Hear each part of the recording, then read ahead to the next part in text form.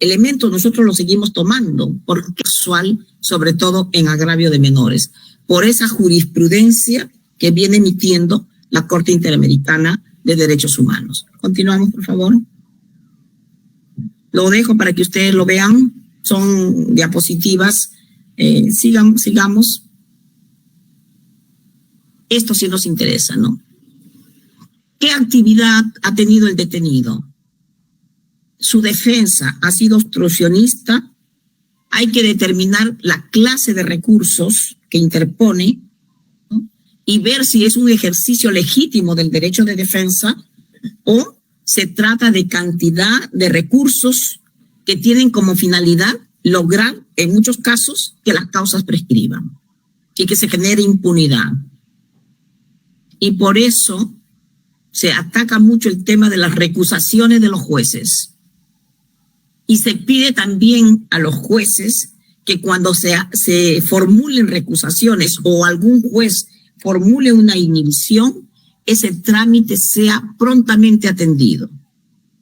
Porque nosotros estamos viendo casos de recusaciones que se demoran 1 o 2 años en resolver. Y todavía, a pesar de que existe norma expresa de que se puede seguir haciendo ciertas situaciones, salvo determinadas situaciones que afectan la libertad personal, paralizan los procedimientos. Y claro, al final lo que va a concluir es, si la pena es leve, es pequeña, en una prescripción de la acción penal. Y por eso es que tenemos que tener mucho cuidado cuando la persona incurre en maniobras obstruccionistas a efectos de, bajo el Código de Procedimientos Penales, efectuar una declaración de contumacia. Y luego, bajo el Código Procesal Penal, establecer mecanismos rápidos para concluir con los procesos. ¿Seguimos? Este también es otro precedente vinculante que aborda el plazo máximo de la prisión preventiva y qué norma resulta aplicable. El famoso caso de una persona que fue sometida, fue imputada por un delito de terrorismo. ¿Seguimos? Ya. Vamos a seguir. Yo les voy a dejar las diapositivas para que ustedes lo puedan tener, porque el tema es bastante, ¿no? Y, por ejemplo, en esta diapositiva, y ustedes lo conocen, se aborda el tema de los límites a los derechos.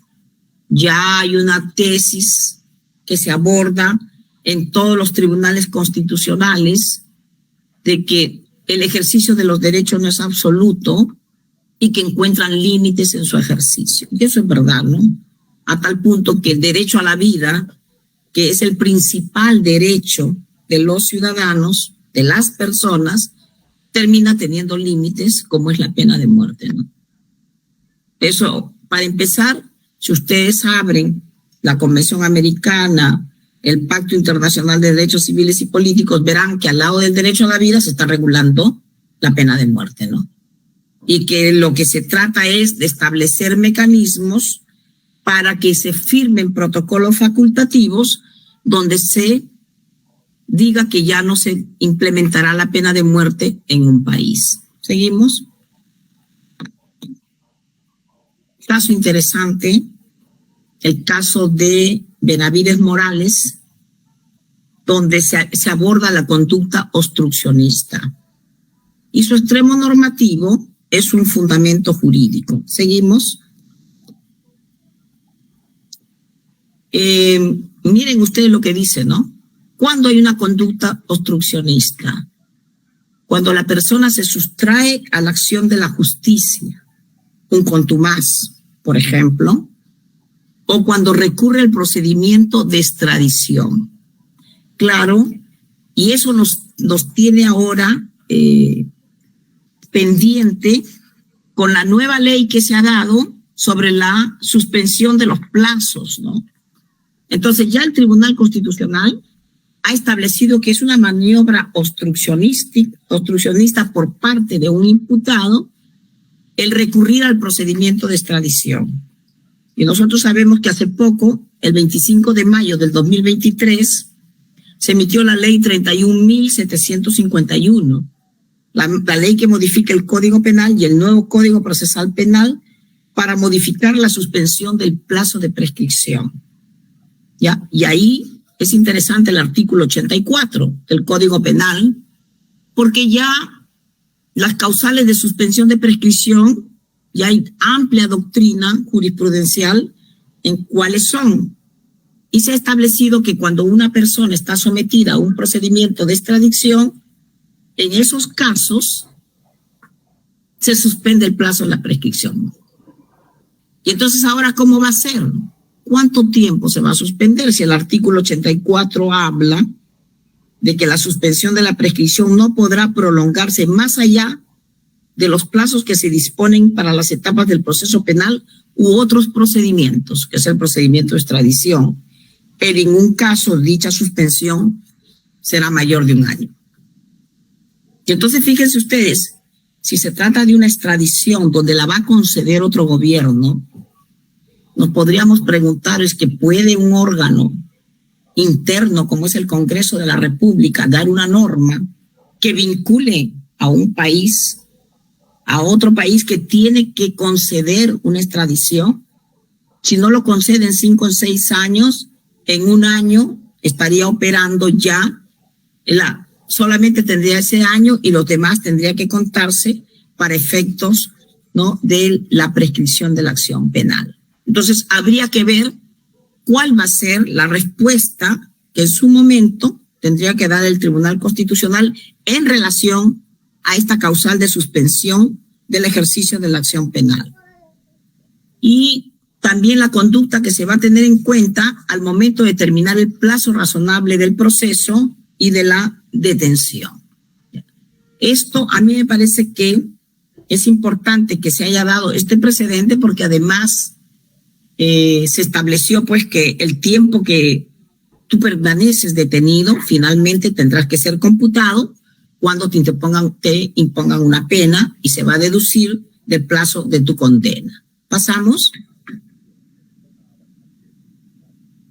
Este es otro tema que tiene que ver con una modificatoria de la Constitución a través de una ley de reforma constitucional. Ya.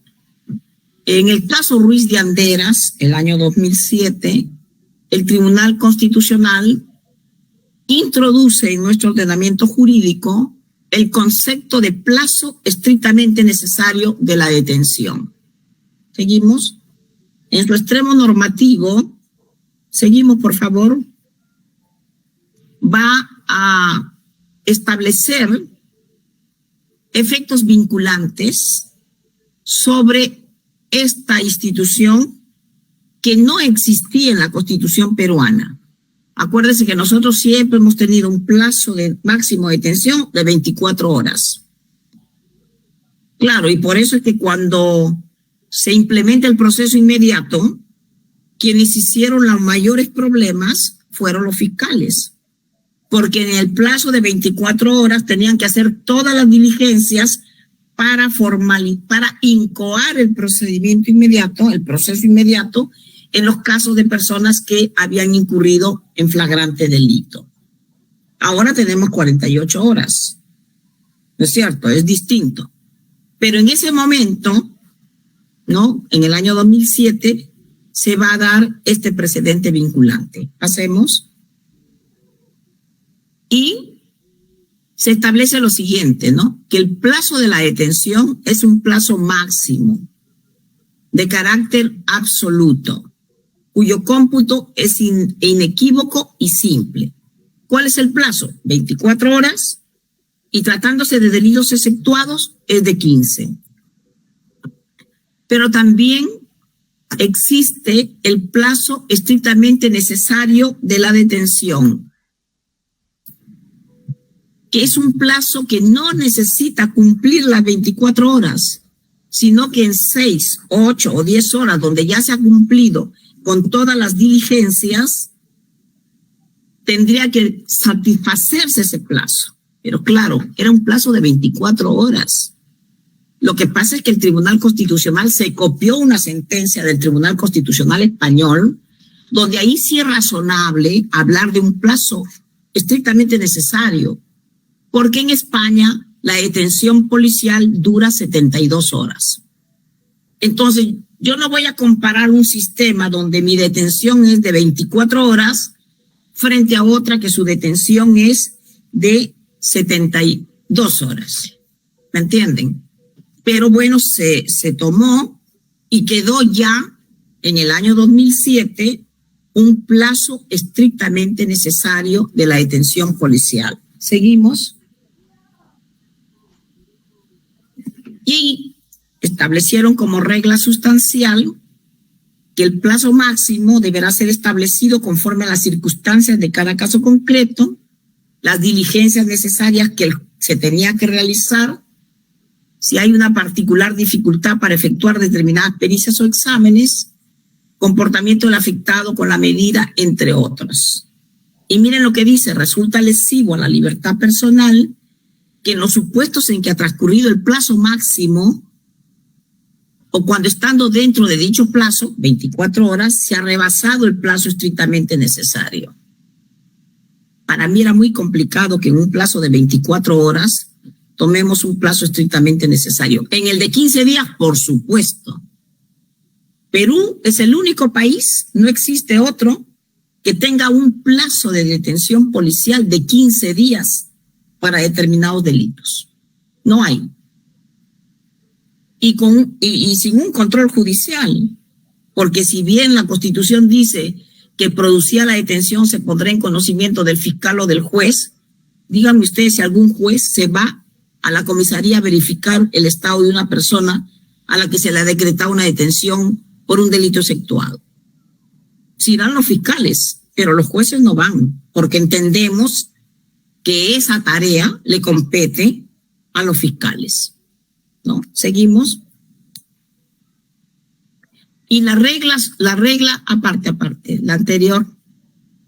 La otra regla es que en ambos casos, ¿no?, ya sea que se ha cumplido el plazo máximo o el plazo estrictamente necesario, viene a ser la puesta inmediata del detenido ante el juez competente para que sea el juez el que determine si procede o no la libertad.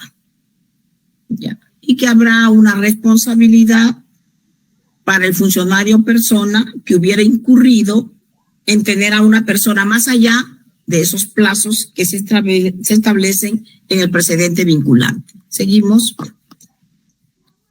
Seguimos ya, porque hay bastante que hablar.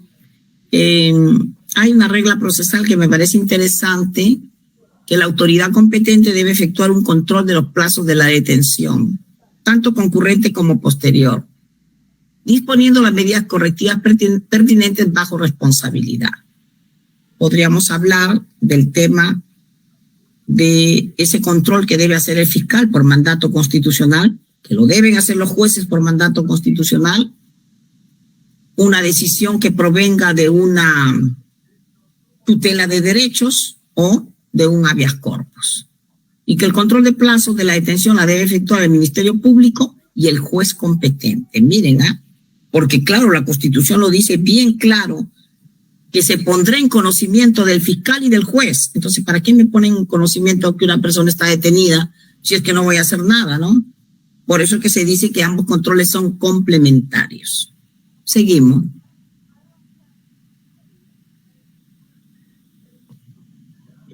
Hay una doctrina jurisprudencial que tiene que ver más o menos con este tema, que es el caso Vera Navarrete, que tiene que ver con la acumulación de procesos. Entonces, ¿cuándo vamos a tener en cuenta el plazo máximo de una detención preventiva, no policial? Cuando se tomen en cuenta todos los mandatos de detención que se hayan dictado en cada uno de los procesos. Bueno, esa es una regla que siempre la venimos aplicando los jueces, pero que en su momento llegó al Tribunal Constitucional para que se resuelva esa situación. Otra más, por favor. Bien, fíjense ustedes, luego de que se da el precedente vinculante de lo que es el plazo máximo de la detención policial, vino la reforma constitucional. Y la reforma constitucional dice lo siguiente, artículo 2.24F, que no era el texto de la Constitución de 1991, sino que viene a ser el texto que se va a ubicar con la ley 30.558. Ahí se va a decir, nadie puede ser detenido sino por mandato estricto y motivado del juez o por las autoridades en caso de flagrante delito. La detención no durará más del tiempo estrictamente necesario. Esa figura nunca la hemos tenido. Ingresó a través de la jurisprudencia del tribunal y se recoge en la reforma constitucional mediante ley 30.558. ¿Ya? Y ahí se dice que no durará más del tiempo estrictamente necesario para la realización de las diligencias y en todo caso el detenido debe ser puesto a disposición del juzgado correspondiente dentro del plazo máximo de 48 horas o en el término de la distancia. Y es que después de casi 200 años de vida independiente, donde siempre el plazo de la prisión preventiva había sido de 24 horas, pasa a ser de 48 horas. Y ese es el término que ahora es el que rige luego de la reforma constitucional.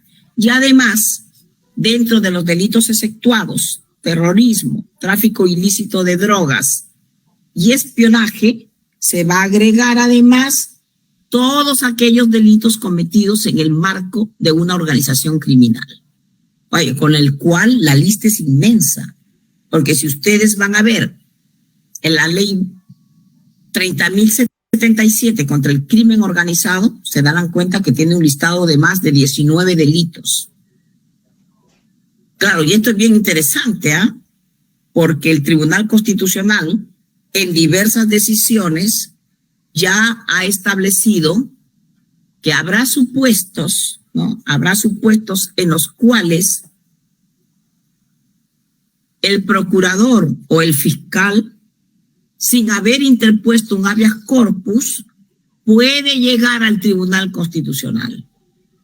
O sea, ya ustedes saben que la regla es que el único que llega al Tribunal Constitucional a través del RAG es el afectado, es quien se considera lesionado en su derecho. Pero la excepción que ha establecido el Tribunal Constitucional es a través del habeas corpus.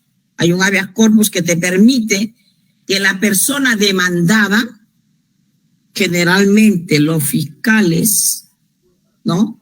O la policía, puedan llegar, ¿no? A pesar de ser demandados en RAG para su conocimiento de los casos por parte del Tribunal Constitucional. Y claro, si yo tengo un tema vinculado a organización criminal, todos aquellos casos de lavado de activos, delitos contra la administración pública, contra el medio ambiente, etcétera, serán pasibles de llegar al Tribunal Constitucional, no obstante que yo no haya recurrido porque no me he sentido afectado.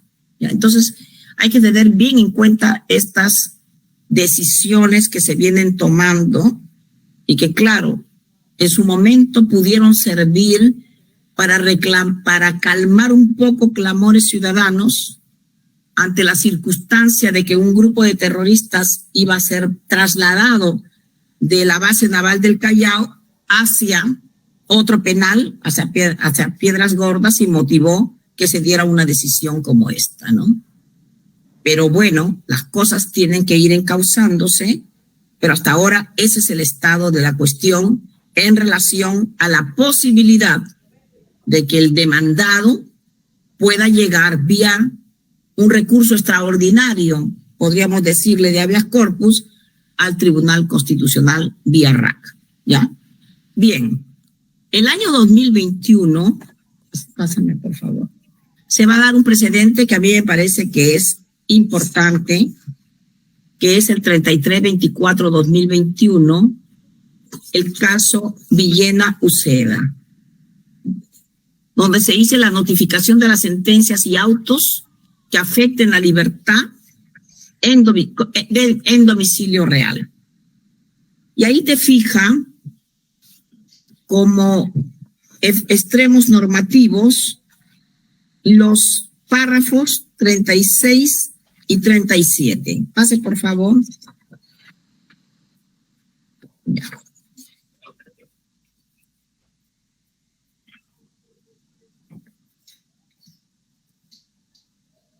Donde el tribunal dice que va a establecer como precedente vinculante la regla que se desprende con base del artículo 6 del nuevo Código Procesal Constitucional. Ya. Dice, con sustento en las diferentes normas procesales que resultan aplicables a la notificación de las sentencias penales o autos que incidan negativamente en el derecho a la libertad de todo procesado, la interpretación más favorable es aquella que dispone la notificación de la sentencia o actos que produzcan efectos severos en la libertad de la persona imputada, la que deberá realizarse a través de cédula, conforme a lo previsto en el 155E de la Ley Orgánica del Poder Judicial. Y esto en el domicilio real señalado en el expediente. Ello al margen de que la sentencia o auto haya sido leída en audiencia, que haya sido notificada al abogado en la casilla electrónica o que haya sido notificada en el domicilio procesal, en caso este no coincida con el domicilio real. Entonces, fíjense, a través de esta sentencia, que es un precedente vinculante y que nos están pidiendo su aplicación mucho, y están llegando varios casos, ¿no?, de personas que, bueno, dicen ya salió este precedente vinculante, entonces nosotros vamos a utilizarlo, porque a mí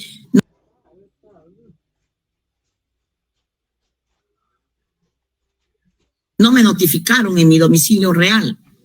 La sentencia se notificó solo al abogado, porque es que el Código Procesal Penal establece que se puede dictar una sentencia in voce, ¿no? Y luego, dentro del plazo de los 10 días, se tiene que leer la sentencia en su integridad. La norma dice que la sentencia se debe entregar en ese acto, pero ya nosotros sabemos que eso no se cumple, ¿no? O sea, las sentencias se entregan mucho después, 4, 5, hasta un año después. Y entonces, ¿desde cuándo la persona va a interponer su recurso? Ya está claro, y el Tribunal Constitucional lo ha establecido en varias decisiones, a partir de que te entregan la sentencia. O sea, aquella acta de los jueces que dice que se leyó la sentencia, esa no sirve en la medida de que no diga de que se entregó copia de la sentencia, como lo establece el Código Procesal Penal. Y eso lo toma en cuenta el Tribunal Constitucional. Solo cuando me entregan la sentencia, yo puedo enterarme de los fundamentos, toda, no la lectura parcial, sino la lectura integral de lo que se dice. Por eso que nosotros, en el sistema anticorrupción, siempre hacíamos esto, ¿no? Se leía la sentencia, se decía, bueno, si era muy grande, se iba a entregar, se iba a leer partes importantes, pero luego de inmediato se hacía la entrega de la copia en CD o en USB, pero quedaba constancia en el acta que la había recibido, ¿no? Entonces, esa práctica se tiene que hacer. Ahora, si no se puede hacer la sentencia por la gran carga procesal, el cómputo se efectuará una vez que la persona haya sido notificada con el contenido de la sentencia. En su domicilio procesal, sí, pero también ahora con este precedente vinculante en el domicilio real, cuando se trate de autos o sentencias que afecten gravemente la libertad personal. Y entonces también se dice que el plazo para impugnar las mencionadas resoluciones deberá contarse desde dicha notificación física a través de cédula al domicilio real del imputado consignado en los actuados del proceso. Y claro, hace una salvedad sin perjuicio de que el procesado por propia voluntad pueda darse por notificado e impugne las resoluciones antes de la notificación a través de cédula, caso en el que la notificación realizada habrá cumplido con su finalidad y se dará por válida. ¿Seguimos? Ya eso lo dejo ahí, seguimos. Y acá viene lo importante. Y que yo creo que nosotros los jueces tenemos que considerar. Claro, porque yo como abogado puedo decir, oye, a mí me notificaron una sentencia en mi domicilio procesal, pero no en el real. Y entonces voy a pedir la nulidad de la sentencia con base en esa sentencia del Tribunal Constitucional. No, eso no vale. Porque en esta misma sentencia, en el fundamento 38, como todo precedente vinculante, su aplicación es a futuro. Y ahí tenemos que tener mucho cuidado porque se está interpretando las cosas de manera incorrecta. Porque una cosa es la aplicación retroactiva de la ley a través del artículo 6 del Código Penal o del 103 de la Constitución Política, y otro tema son las interpretaciones que respecto de una ley que preexiste se lleve a cabo. Entonces el tribunal, en el párrafo 38 de esta sentencia, es bien claro. Dice que para procurar la seguridad y predictibilidad jurídicas, es menester precisar que estos precedentes entrarán en vigor desde su publicación en la página web del Tribunal Constitucional y por ende no podrán aplicarse a los casos que ya fueron previamente discutidos y resueltos en la vía constitucional. A mí me parece correcto. Si no, cantidad de gente traería las sentencias abajo, ¿no? Y eso ya no es posible, porque esto es una nueva interpretación de una ley que es preexistente. Y entonces el precedente vinculante siempre tiene esa particularidad de que su aplicación es a futuro, salvo cuando el propio precedente establezca una retroactividad o que se aplique al caso en particular que ha conocido y a los a futuro. Y en este caso va a declarar fundada la demanda, nula la resolución y ordena que la Corte Superior de Justicia tal efectúe la notificación por cédula. Y sería importante que ustedes le dieran una lectura total, porque esto es lo que se viene manejando, ¿no?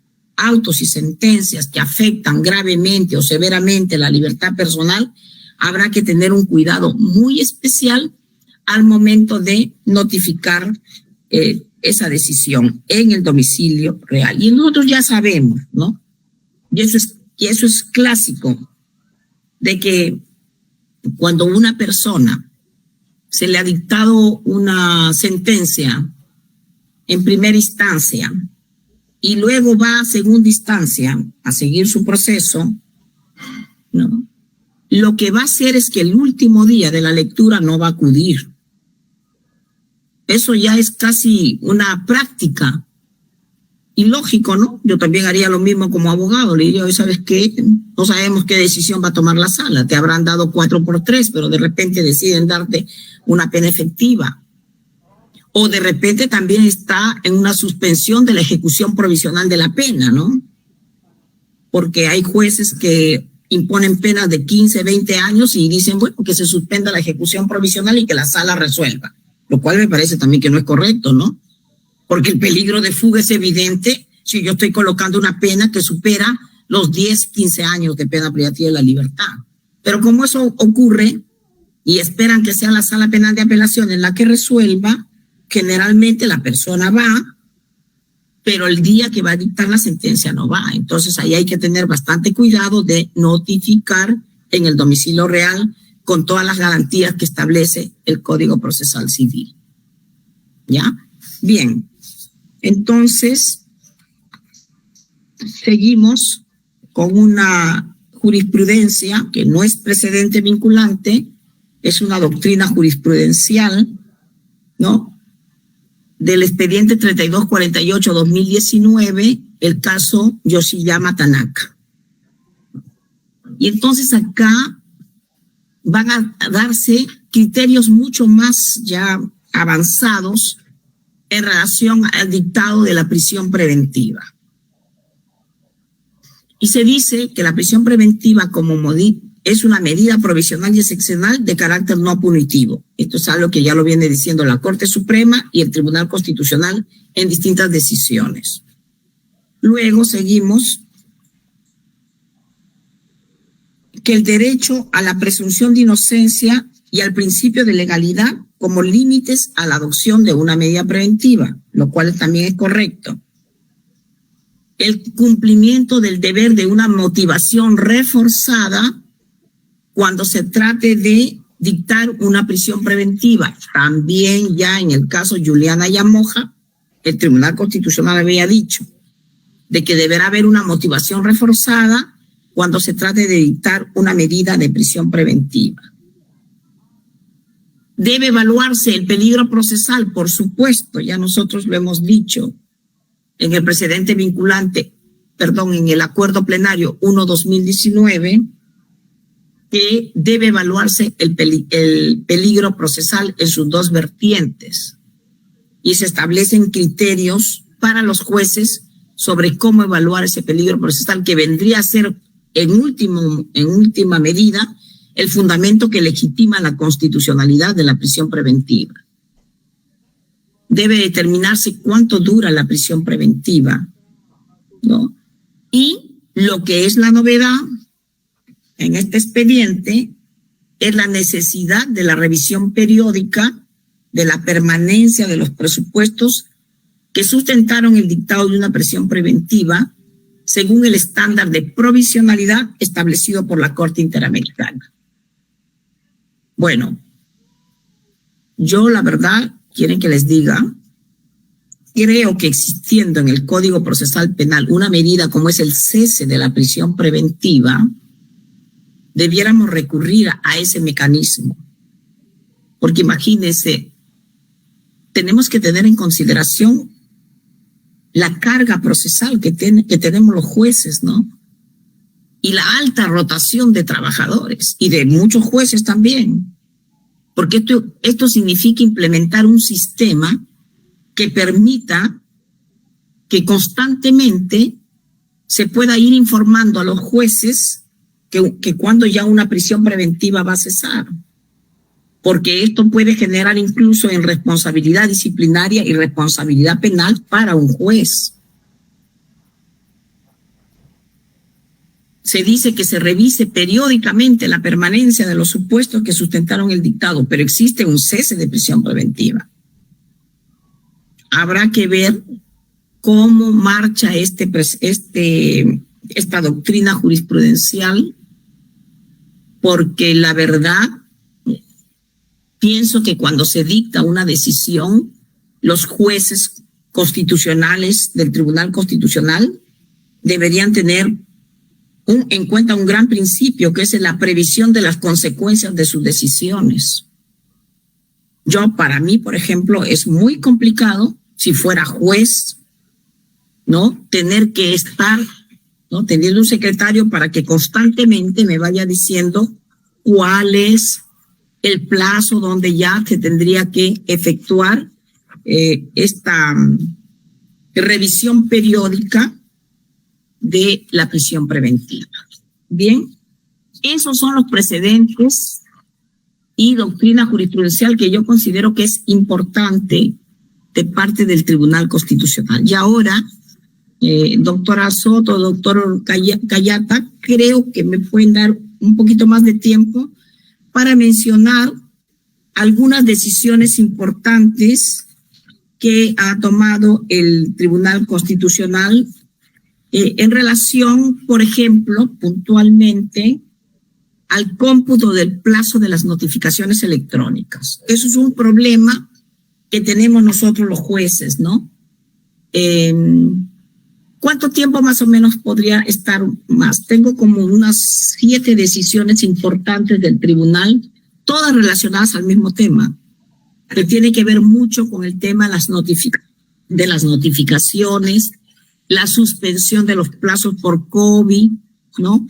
Desde cuándo surten sus efectos las decisiones judiciales, que son problemas que los venimos viendo constantemente acá en la Corte Suprema.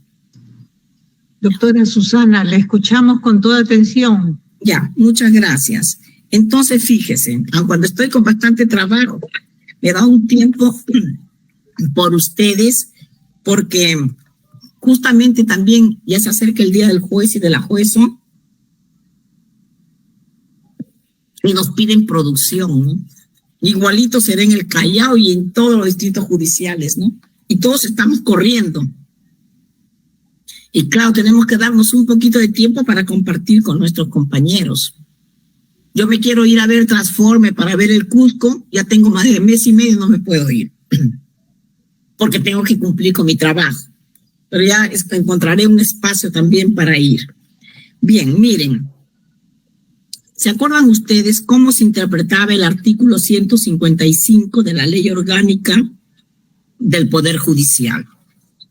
Finalmente, ya esto ha sido zanjado el 3 de agosto del 2022, publicado el 26 de agosto con un auto del Tribunal Constitucional, el expediente 3180-2021. Ya podemos apagar las diapositivas. Un ratito porque cuando hablo mucho me hace daño. Bien. Entonces, ustedes lo conocerán, algunos no. En este auto del Tribunal Constitucional ya se toma posición al respecto, ¿no? Decirles nomás que reconoce el Tribunal Constitucional que el Poder Judicial venía interpretando de distinta manera esta forma de considerar el cómputo del plazo de la notificación electrónica. Cita el acuerdo plenario de los jueces titulares de la Corte Superior de Justicia de la Libertad, luego la queja 640-2020 de Lambayeque, y luego también la posición asumida por la queja 969-2018 de la Sala Penal Transitoria. Decirles que yo fui la ponente de esta queja, que finalmente es el criterio que acoge el Tribunal Constitucional. Y bueno, yo me siento satisfecha de que así haya sido, ¿no?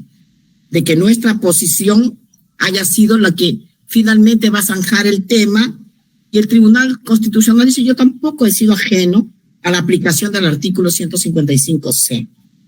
Igual que ha pasado con la Sala Penal Permanente, hemos asumido la primera posición descrita, pero luego va a asumir la segunda posición en el sentido de que se va a considerar el cómputo desde el día hábil siguiente en que la resolución surte efecto. Es decir, si la notificación electrónica surte efecto a los 2 días hábiles siguientes al ingreso de su notificación a la casilla electrónica, entonces el plazo debe computarse desde el día hábil siguiente de haberse cumplido esos 2 primeros días hábiles. Este colegiado considera que dicha interpretación resulta acorde con el principio pro actione en sentido favorable para posibilitar el acceso a la tutela jurisdiccional y con exclusión de toda opción interpretativa que sea contraria a dicho propósito. Y entonces quedó zanjado con el expediente 3180-2021, que ni siquiera es una sentencia, es un auto del Tribunal Constitucional, cómo debe computarse el plazo conforme al artículo 155 de la Ley Orgánica del Poder Judicial. Bien. Otro tema que me parece interesante es las 2 sentencias que ya ha emitido el Tribunal Constitucional, el Pleno. El Pleno se emite cuando se trata de decisiones judiciales, y entonces se reúnen todos los miembros del TC para lograr tener una mayoría que no sea de una sala de 3, sino del Pleno del Tribunal Constitucional. El expediente 985-2022 del 22 de noviembre del 22, publicada el 23 de enero del 2023. ¿Por qué les digo publicada? Porque ya el TC ha establecido que van a ser vinculantes a través de la fecha que se publica en la página web. No en el diario peruano, sino en la página web. Entonces hay que estar visitando la página web. Y la primera fue el pleno de la sentencia 310-2021, que se publicó en la web el 7 de diciembre del 2022 y que ya todos sabemos y que está trayendo bastantes consecuencias, ¿no? ¿Qué es lo que dicen estas dos sentencias? Y habrán más, supongo. Ahorita tengo dos, pero seguramente van a salir más. Recuerdan ustedes que el Poder Judicial estableció, mediante resoluciones del Consejo Ejecutivo del Poder Judicial, la suspensión de plazos procesales. Es más, ya habían jueces que creían que las suspensiones llegaban a los 6 meses en la sala penal transitoria, e incluso en una oportunidad se dijo que hasta las huelgas suspenden los plazos procesales. Y luego también de que esta resolución del Consejo Ejecutivo eran muchas más, pero cuando uno va y ve que el Consejo Ejecutivo dice esta solamente suspende los plazos de prescripción y de caducidad, el plazo llegó a 3 meses y 15 días. Entonces, ahora ya, con estas dos sentencias, ya se ha establecido que toda regulación prevista en una norma con rango legal como el Código Procesal Penal tiene entidad suficiente para modificar los supuestos regulados al respecto, pero que eso no puede hacerlo normas de inferior jerarquía como las resoluciones administrativas del Consejo Ejecutivo del Poder Judicial que decretaron las suspensiones de los plazos procesales por 3 meses y 15 días. Claro, y como lamentablemente a veces nos demoramos tanto en el Poder Judicial, esta interpretación de que no hay suspensión de plazos por COVID ni por huelgas va a determinar que muchísimos expedientes finalmente terminen prescribiendo, ¿no? El plazo puede ser pequeño, pero el plazo de huelgas era mucho mayor.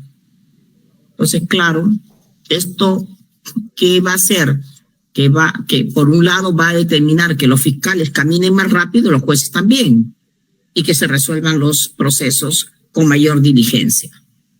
A pesar de que una suspensión por COVID 3 meses, 15 días es poco, pero viene el tema, ¿no?, de los plazos por huelga, que ahí sí era más. Entonces, todas esas suspensiones ya quedaron sin efecto por estas dos decisiones del Tribunal Constitucional. Yo se las voy a enviar, doctora Soto, a través de Pamela, las sentencias.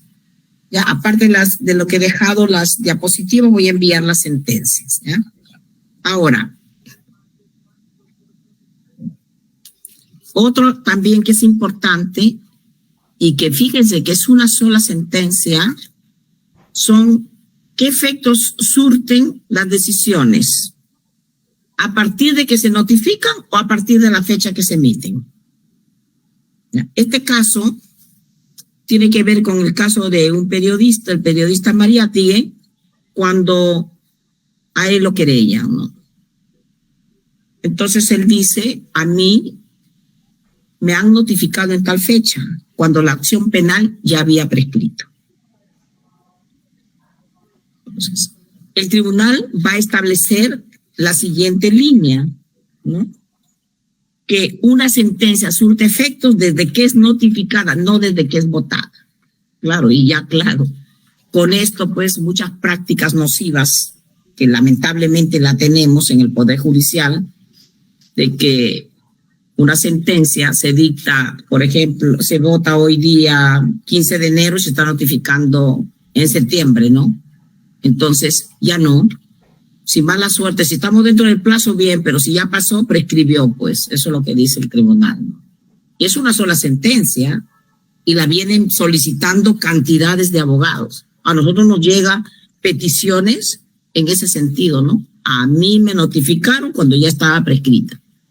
Y aplíqueme la sentencia tal.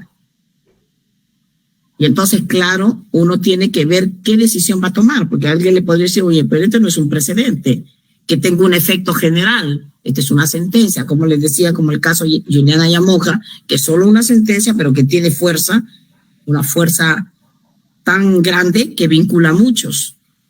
Entonces ahora tenemos ese tema, ¿no? Que varios lo vienen pidiendo, a pesar incluso de que solamente tiene 3 votos, porque respecto de esto se separaron, ¿no? Hubieron los magistrados Ledesma, Narváez y Espinosa Saldaña que dieron un voto distinto, ¿no? Entonces finalmente determinó un presidente del Tribunal Constitucional cómo sería el tema. Y yo también les pido, por favor, que lo lean, el pleno de la sentencia 107-2021, donde ya, claro, que fue con el tribunal anterior, los integrantes del tribunal anterior. Yo no sé cuál va a ser la interpretación que den los nuevos integrantes, pero por lo que estamos viendo, ¿no? Yo creo que va a seguir por la misma línea, seguramente. ¿Ya? Después, otro tema que es interesante y que ya eso es una doctrina que viene desde el año 2013 y que ha reiterado el Tribunal Constitucional en distintos fallos hasta el 2022, es la interpretación que le va a dar al artículo 423.3 del Código Procesal Penal, ¿no? Donde el primer caso se presentó en Arequipa y que tiene que ver con esta disposición que dice emplazamiento para la audiencia de apelación, que eso nos va mucho a las salas de apelaciones en lo penal de las Cortes Superiores. Si el acusado recurrente no concurre injustificadamente a la audiencia, se declarará la inadmisibilidad del recurso que interpuso. De igual manera se procederá si no concurre el fiscal cuando es parte recurrente, ¿no? Ya sabemos que luego del famoso caso de este señor Gilberto Ponce Núñez de Arequipa, ya se establece que no es necesario que concurra la persona para que se lleve a cabo una audiencia de apelación, sino que basta con la presencia de su abogado defensor. Esto fue en el año 2013. Aquí el tribunal se plantea si es posible hacer un control difuso de esta norma y llega a la conclusión que no es necesario, ¿no? De que si se hace una interpretación de conformidad con la Constitución, va a obtener diversas normas como resultado de la interpretación, y una norma que más favorece es de que esta persona no necesita estar presente en la audiencia de apelación. Tiene sus críticas también, ¿ah? Porque ya saben ustedes que si una persona ha interpuesto un recurso, también necesita ser escuchada, ¿no? Pero se está renunciando a ese derecho a confrontarse con aquellos testigos de cargo porque no va a concurrir y porque ya se le ha dicho que no es necesario que concurra. Después de esta decisión, que es la 2964-2011, ya vienen otras, como es la 7805-2013, donde se dice que exigir la presencia física del imputado y abogado en la audiencia de apelación contraviene el derecho a la pluralidad de instancia. Yo pienso que el abogado tiene que estar presente. Claro, porque es una audiencia de apelación de sentencia. Ya no importa que él no llegue, pues. Debiera asistir, porque esa es su obligación. Así lo dijo la norma, pero la interpretación que se ha dado es en ese sentido. Lo mismo insiste con la sentencia 4892-2013, que ya estamos en el 2014, que no es posible reprogramar la audiencia de apelación si el impugnante y su abogado inasistieron a la fecha. También algo que fue criticado, la 32-38-2014, ya en el año 2018 nos encontramos, donde interpretando el 423.3 del código, si dice que no asiste el abogado defensor y el acusado se niega a que se le otorgue un defensor de oficio, se debe reprogramar la audiencia y no declararla inadmisible la impugnación. Y luego lo reitera el 26 de mayo del 2020 a través del Pleno expediente 352-2020, donde se dice que no es posible declarar la inadmisibilidad de la apelación, del recurso de apelación, por inasistencia del abogado de oficio a la audiencia. Entonces, fíjense como que ya esta es una doctrina que tiene el Tribunal Constitucional en relación a este caso y que es bien importante porque nosotros, y yo lo reconozco, que lo hemos aplicado de manera literal, como dice la norma, ¿no? Y que era razonable. Oye, si yo interpongo un recurso porque no me siento conforme, es porque yo quiero ser oído. Porque siempre que una persona es absuelta y usted va a declarar, va a decir que no, lógico, yo no voy a declarar pues si vengo absuelto. Pero si yo vengo condenado, yo sí quiero ser escuchado. Y es más, hasta quiero ser confrontado, porque me interesa que el tribunal de apelación, que es el que va a resolver, me escuche. Pero bueno, como ya le han dicho que eso no es necesario, pues no va a acudir. ¿Ya? Y ¿dónde está la última? La de Trujillo. Y una sentencia que a mí me parece también, no, falta la grande.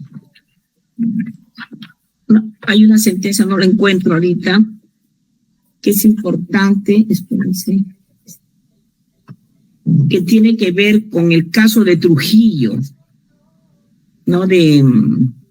¿Recuerdan ustedes del alcalde? No lo tengo. Del alcalde de Trujillo, donde en cerca de 3 nulidades finalmente se condenó al absuelto, ¿no? Y esa es una de las decisiones que hace poco ha asumido el Tribunal Constitucional.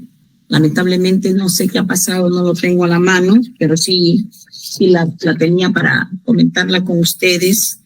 Y bueno, ahí nos encontramos con que ya el Tribunal Constitucional, el nuevo, está emitiendo opinión sobre el derecho al plazo razonable del proceso y critica tantas nulidades al interior del mismo, ¿no? Sino que lo que se pasa con ese caso es que mientras se resolvía el problema, ya se emitía la ley que permite que cuando a una persona la absuelvan, se pueda implementar un tribunal, ¿no? Y en este caso se ha establecido cómo va a ser para que la persona que ha sido absuelta pueda tener derecho a una doble instancia y no a un recurso de casación. Bien, yo quería manifestarles que existen muchas más sentencias interesantes del Tribunal Constitucional, pero que a veces también generan problemas en su aplicación cuando llegan a los jueces o a la Corte Suprema, ¿no? Conocerán ustedes que ya el artículo 189 del Código Penal ha sido interpretado con cerca de 6 decisiones por parte del Tribunal Constitucional, donde se dice que la pena es desproporcionada, ¿no? La pena del delito de robo con agravantes. Y nosotros todos los días, y eso les pasará a ustedes, mínimo conocemos de 15 procesos de robo con agravantes. Y claro, a través de esa sentencia del Tribunal Constitucional ya nos están llegando peticiones para que la pena sea rebajada, porque el tribunal no la rebaja. El tribunal dice, esta pena del 189 es desproporcionada y deberá en un nuevo pronunciamiento decidir la pena que corresponda. Y decirles que ya de eso también venimos conociendo, ¿no? Y ya hay como 6 decisiones al respecto sobre el tema de la interpretación del artículo 189 del Código Penal. Bien, muchas más decisiones hay. Por razones de tiempo también ya tenemos que poner fin a esta charla que hemos tenido con ustedes. Decirles que estoy muy contenta de estar acá. Reiterar mi agradecimiento a la doctora Teresa Soto, también al doctor Jacinto Cayata, que se encuentran presentes, y a todos ustedes que se han dado un espacio de tiempo para escucharme en esta oportunidad. Estoy atenta a alguna pregunta que quisieran efectuar al respecto. Muy bien, muchas gracias, doctora Susana Castañeda Otsu. Ha sido muy importante la información compartida en esta tarde. Bien, vamos a entrar a la etapa de preguntas. Vamos a invitar a todas las personas que puedan estar viéndonos a que puedan escribir en los comentarios sus consultas, si es que la tienen, para poder trasladárselas a la doctora Castañeda. Asimismo, hacemos también la invitación dentro de la sala MIT a quienes quisieran preguntar para poder dirigirse directamente a nuestra invitada. Sí, por favor. Sí, doctor, adelante.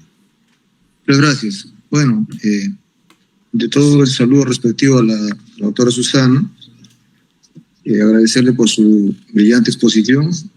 Ha tocado puntos interesantes. Y mi pregunta va en el sentido siguiente, doctora. Sabemos que el Tribunal Constitucional, dentro de sus funciones, tiene precisamente el tema del control de constitucionalidad, ¿no?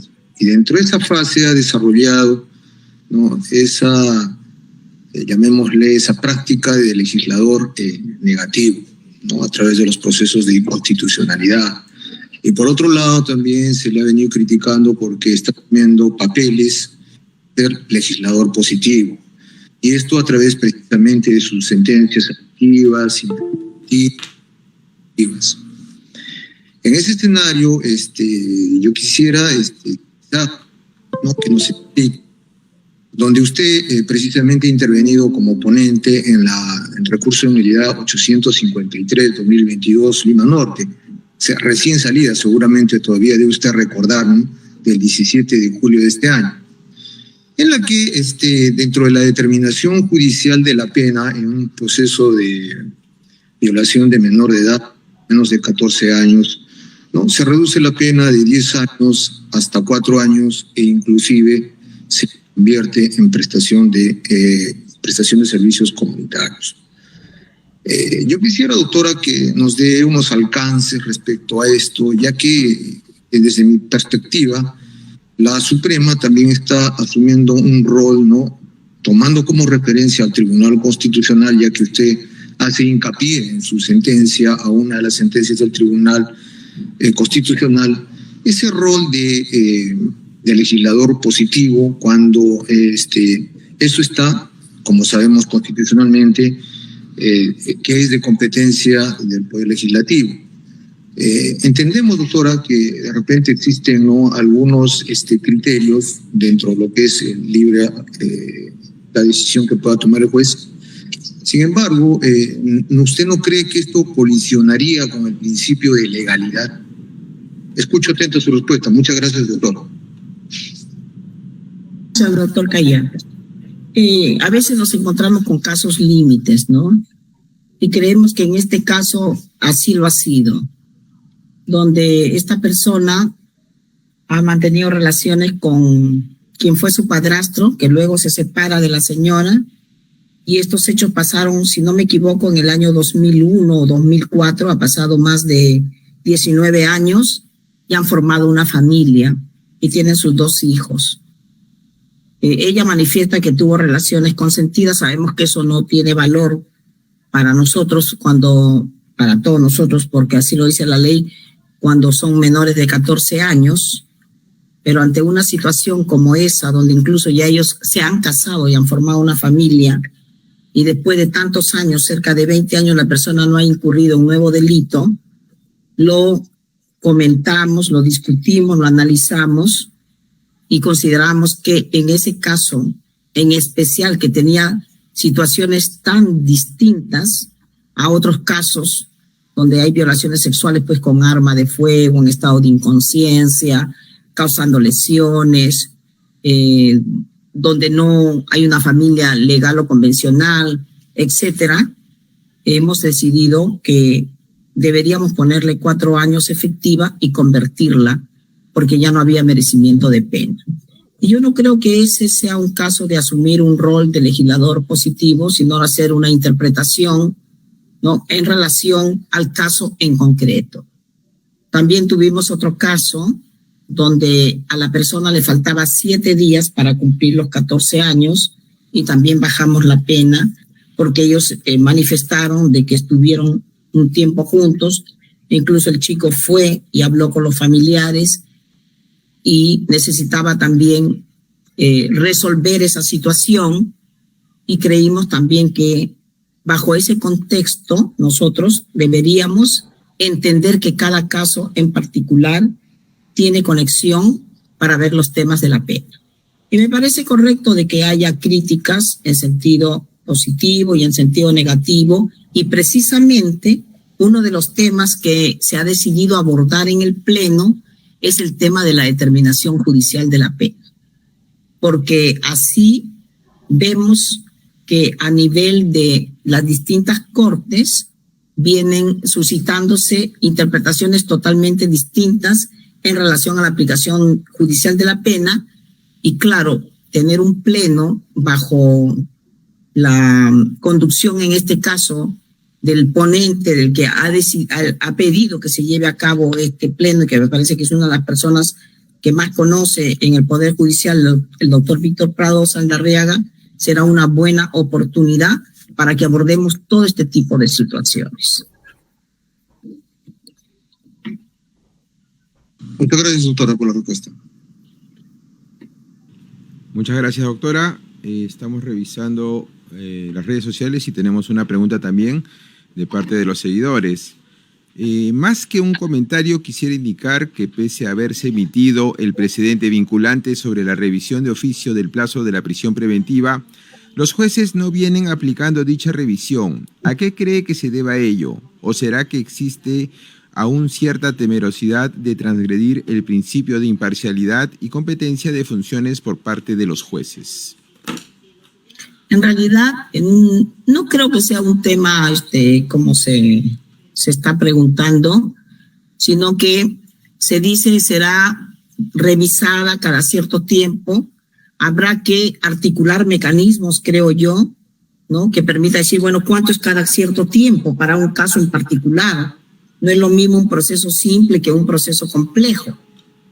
Tendrá que establecerse también mecanismos para que los secretarios, ¿no?, sobre todo informáticos, cuenten con los instrumentos necesarios para que puedan poner de manifiesto al juez que dentro del gran cúmulo de detenciones que se hubieran dictado, alguna está próxima a vencerse. Por eso es que para mí, no sé qué pensarán los demás jueces, el cese de la prisión preventiva siempre está abierta como una posibilidad para que sean los propios abogados, ¿no?, que consideren que no hay nuevos elementos que han hecho cambiar la situación inicial, ¿no?, puedan determinar que es el momento de pedir un cese de prisión preventiva y en una audiencia establecer si ese requisito se ha dado o no se viene dando, ¿no? Entonces, el precedente es a partir de la fecha que se publique en la página web. Seguramente algunos abogados ya lo irán a pedir con base en la sentencia. No conozco de algún caso que lo hayan pedido. Claro, alguien podría decir, pero ¿para qué lo van a pedir si ya está el precedente? Es una doctrina jurisprudencial y lo tienen que aplicar. Habría que hacer una estadística de ver si se viene aplicando o no, pero yo pienso que para pedir la aplicación de una decisión como esa no es tan simple, sino que se tendrá que, como vuelvo a repetir, articular mecanismos para que sean los secretarios los que puedan dar cuenta al juez de que en cierto tiempo es necesario revisar esa prisión preventiva. Plazos no han sido establecidos.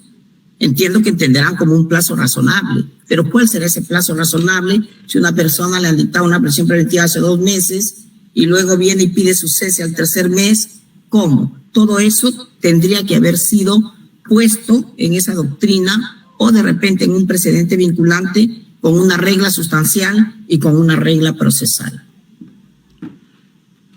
Muchísimas gracias por las respuestas, doctora Castañeda. Bien, vamos a iniciar en este momento la activación del formulario, por favor.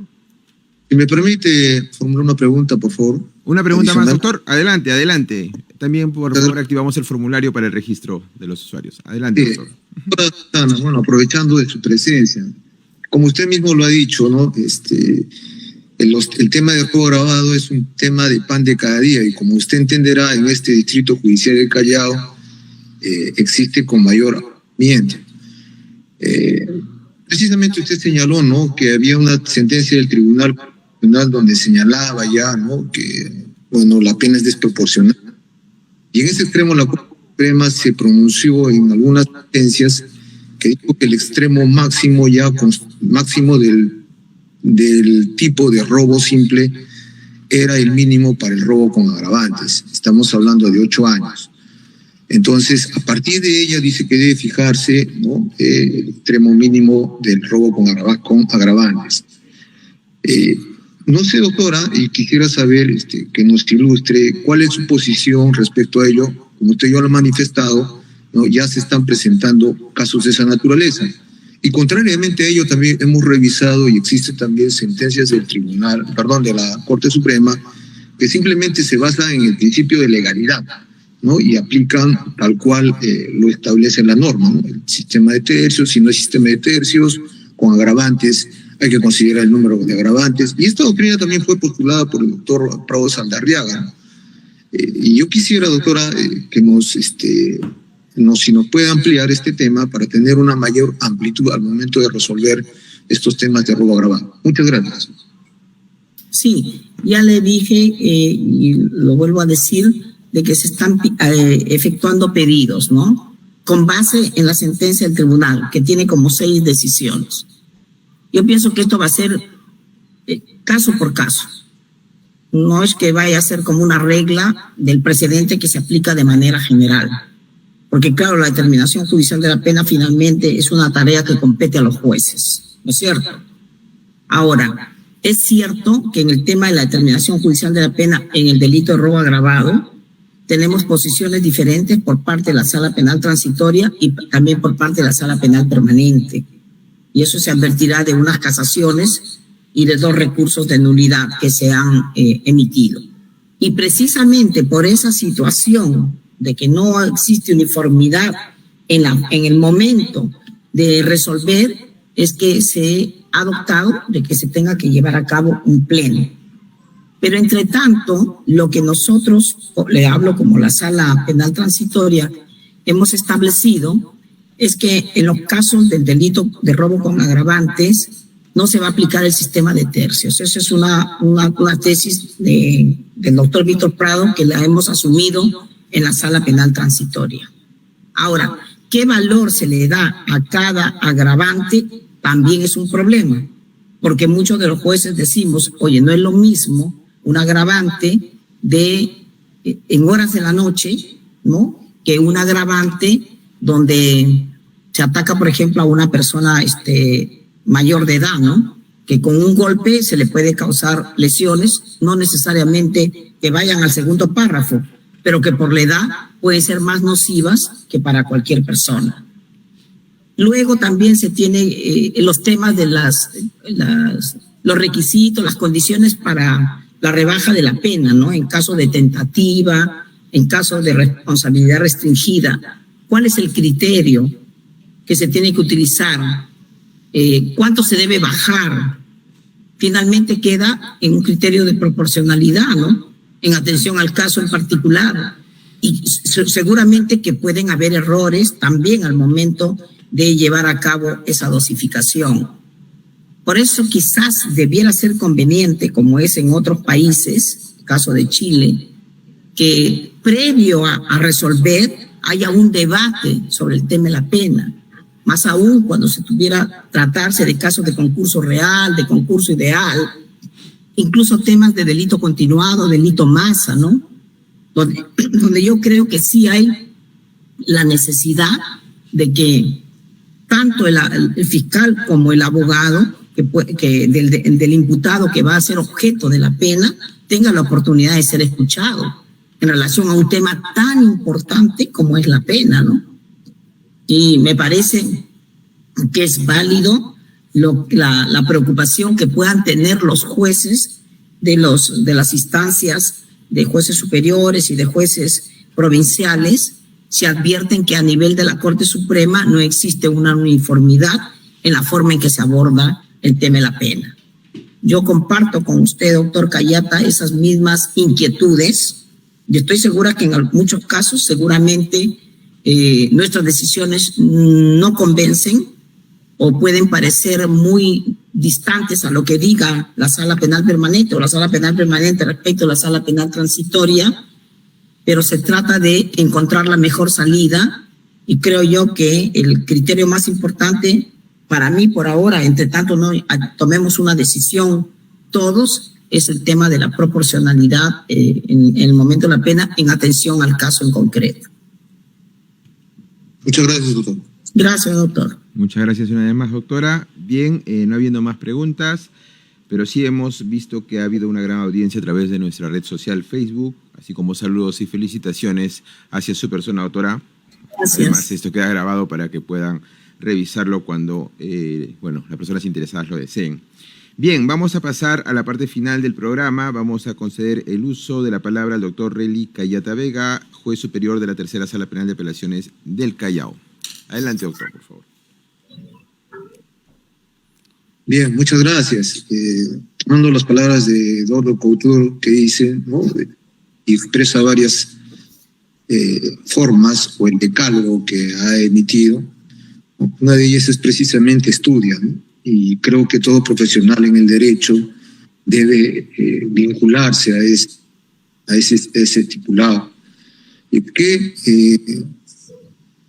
merecimiento, ¿no?, de tener como una expositora como es la doctora Susana, que nos ha venido a ilustrar sobre todo las últimas sentencias que se emitieron en la Suprema Corte. Y agradecerle ya de antemano por esta exposición y solo hacer la recomendación a todo el público que debemos continuar con esos preceptos de Eduardo Couture. Muchas gracias. Gracias, doctor. Muchas gracias, doctora. Bien, estamos proyectando el diploma en razón a la intervención que han tenido en esta oportunidad, en agradecimiento, firmado por la señora presidenta de la institución. Y también queremos agradecerle con un fuerte aplauso virtual. Muchas gracias, doctora. Gracias. Aplauso virtual. Sí. ¿Algunas palabras finales, doctora Soto? No, solamente volver a agradecerle su presencia. Nos vamos innovados con los nuevos criterios del Tribunal Constitucional, que definitivamente son relevantes para los magistrados penales en la toma de sus decisiones. Muchísimas gracias, doctora Susana, por su presencia. ¿Ya? Gracias a ustedes nuevamente. Bien, muchísimas gracias a todos ustedes, también a las personas que se encuentran conectadas. Les recordamos que el registro ya se encuentra activado por 10 minutos. Muy buenas noches con todos. Hasta luego. Buenas noches.